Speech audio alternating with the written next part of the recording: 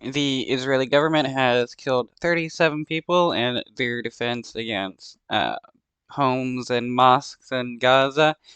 The Israeli government uh, did an airstrike against a bunch of people sheltering in houses in a mosque, killing, again, 37 people.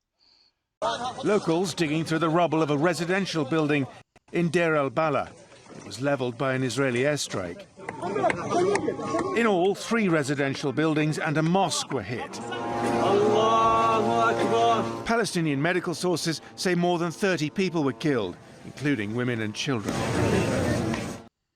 So, is the Israeli government able to, like, prove that these people were Hamas, which would justify them doing an strike, or are they just going to use Hamas on October 7th as their excuse to commit any war crimes that they want?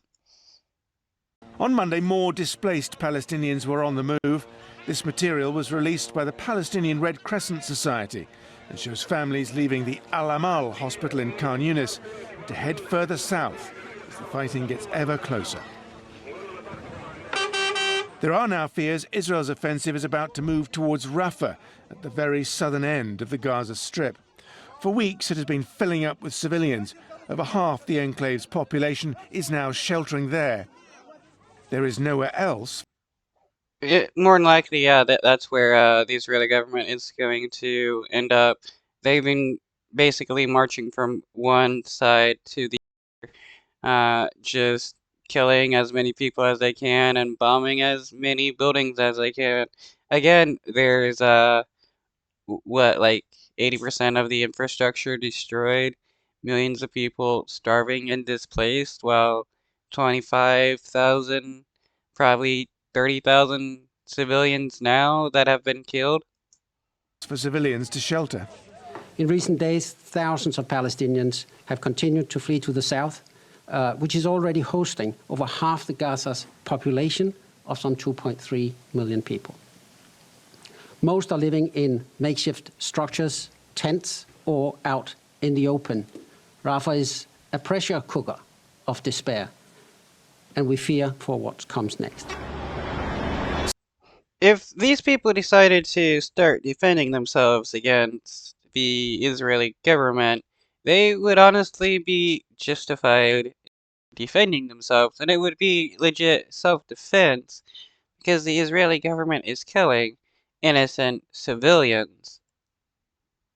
Some aid trucks crossed from Egypt on Monday, but nowhere near enough to satisfy demand. At this feeding station in Rafah, there is rice and lentils, but little else.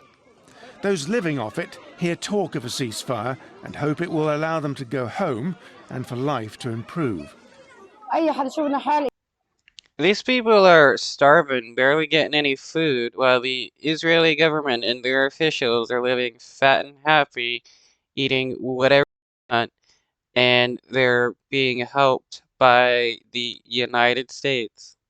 We live every day hoping for a ceasefire, but there is neither a return nor a ceasefire. Every day is worse than the day before. Our children need things that we cannot secure for them, like we did before. No place in...